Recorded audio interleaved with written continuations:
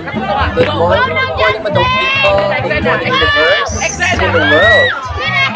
Ayan, today is March 7, 2025. Celebrating the 100 years of Himugaan Bridge.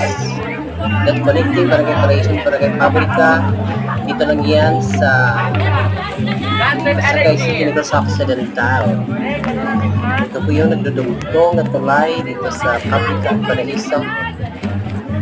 At isa po itong saysayang tulay na ginawa para yung mga tao dito ay hindi na po gumagamit ng apura punta dito pabalik dyan sa Barangay Paraíso ng Pabrika.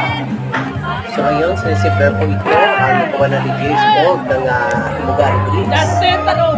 Kaya taon-taon ito ay sinisipler ng buong syudad ng Sagay City. Ay sana naman gusto ninyo ang celebration ngayong umaga dito sa Barangay Paraíso ng Barangay Pabrika.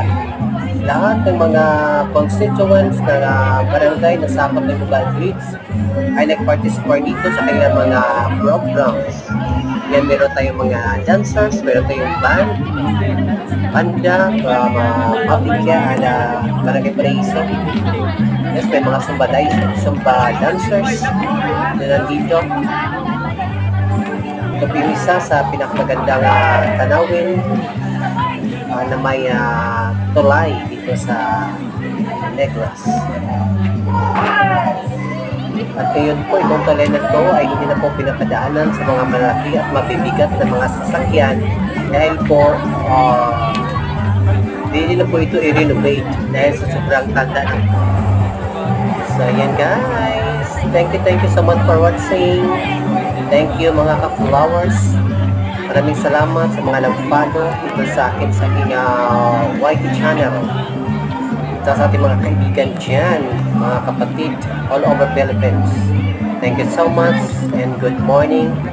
Kaway na gusto nyo aking video ngayong umaga.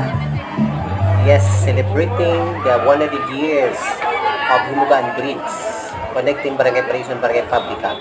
Bye, Madam People!